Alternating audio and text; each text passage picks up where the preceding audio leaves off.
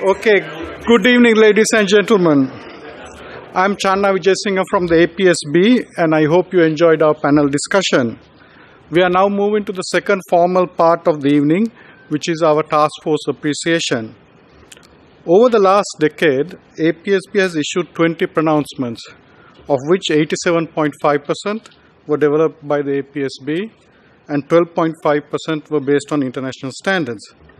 Given the 20 pronouncements, you might be thinking that these percentages don't quite work or that I have had too much wine. Not so. We share the acclaim for a standard which the board developed 4 years ahead of international. In that instance, we say that we use elements of an international standard, and the International Copyright Agreement has also been negotiated on that basis. In the global context, there's only the American Institute of CPAs, or AICPA, that has a series of professional standards that is comparable in terms of its breadth, currency, and is maintained within a single entity.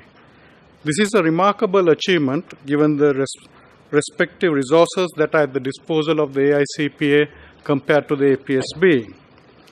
APESB has 6 board members and on an FT equivalent basis around 4 staff.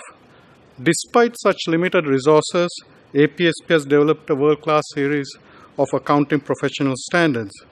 A major contributing factor to the board's success has been the dedication, professionalism, and commitment demonstrated by APESB's task forces.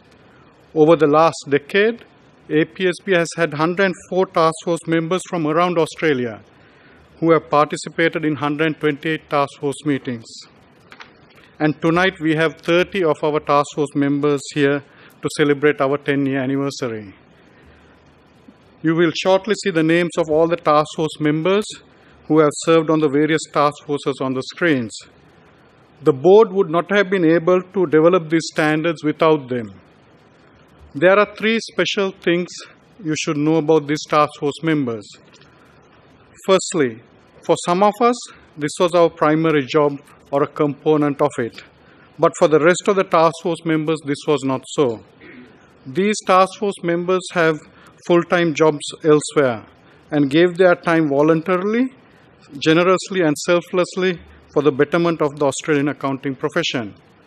They embody professionalism, as it's a true characteristic of a professional to be willing to put something back into their profession. Secondly, they were already adhering to the highest level of standards, but were willing to provide this knowledge and best practice to all professional accountants in Australia to lift the standards of the profession as a whole. Thirdly, once a standard was developed, they promote the use of the standard within their own workplaces and professional forums. It was these 3 characteristics demonstrated by the APESB task force members that has significantly assisted the board to deliver its work program, and for that we thank them all. I would now like to mention 2 pioneering task forces the board started in 2007. These are valuation services and forensic accounting. In these 2 task forces, we spent hours agonizing over the words and would have reviewed over hundreds of drafts. I can see Owen smiling. However, nearly a decade on, through multiple annual reviews, the substance of those 2 standards remain.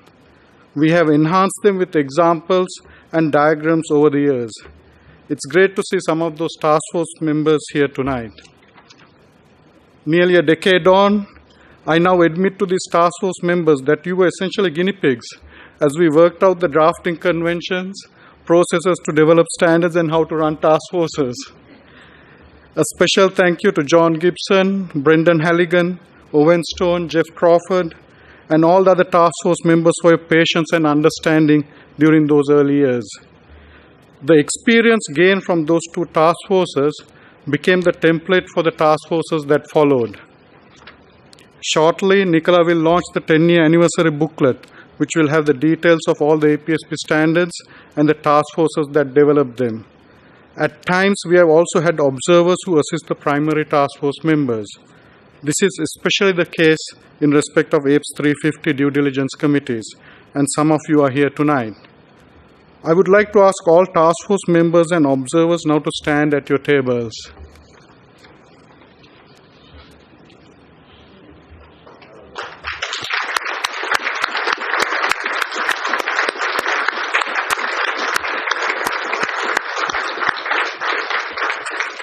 Thank you. APESB also receives regular input from the professional standards and quality review teams of the professional accounting bodies, and we thank them for their invaluable input. We would also like to thank the regulators, ASIC, APRA, and ATO, who have attended some task force meetings and provided input. In particular, we acknowledge the contributions of ASIC in respect of audit independence, insolvency, forensic accounting, and due diligence committee standards. We are now going to acknowledge 7 task force members for their consistent engagement with the board over the last decade.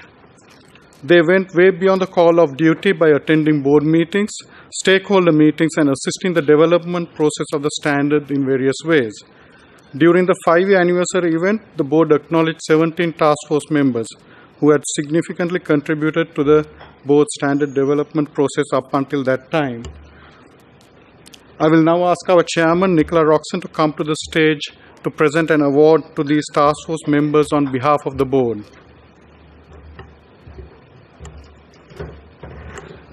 Okay.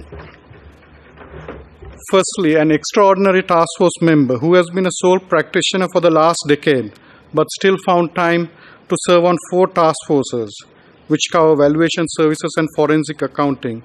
He has attended 37 task force meetings, which is nearly 1/3 of all task force meetings held. He is a former national head of the Anderson Valuation Practice and a former partner of EY. Ladies and gentlemen, Brendan Halligan.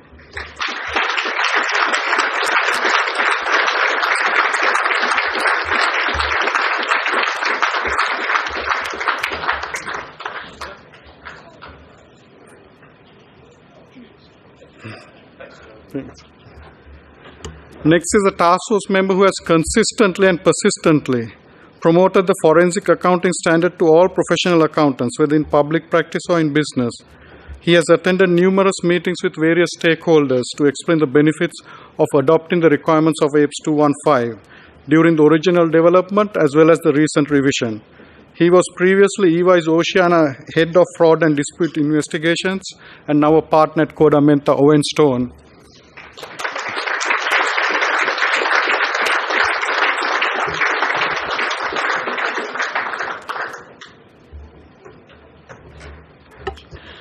For his significant contributions to the revision of the valuation services standard and his vision and foresight for the development of 2 new valuation guidance notes, we would like to recognize a senior partner in PwC's valuation practice, Richard Stewart.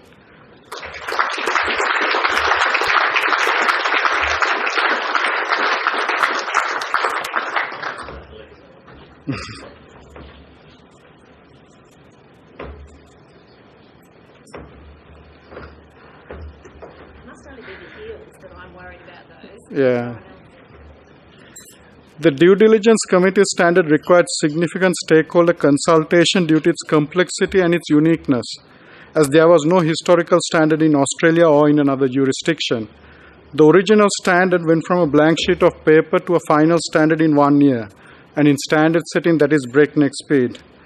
The development phase included difficult discussions with stakeholder groups which continued for some years post-adoption. For his active and consistent engagement over 8 years to this task force, we recognize KPMG's National Risk Management Partner, Jeff Cook.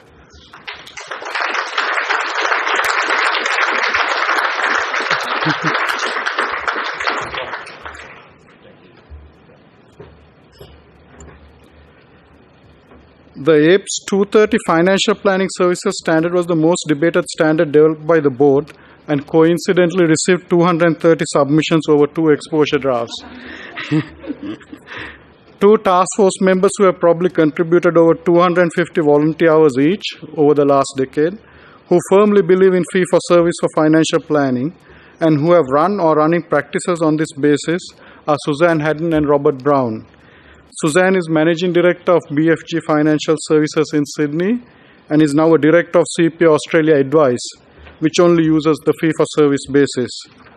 Robert is the Chairman of the Australian Defence Force Consumer Council, where he is leading an initiative where defence personnel will only receive financial advice on a fee-for-service basis.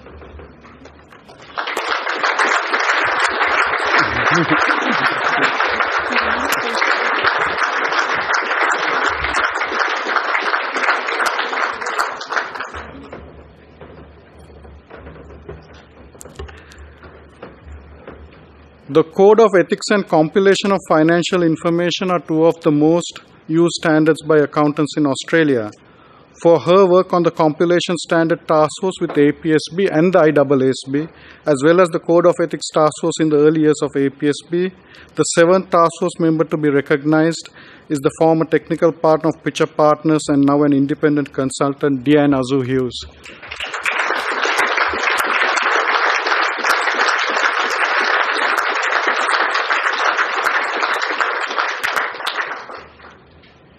Ladies and gentlemen, thank you for joining in supporting and appreciating our great task force members.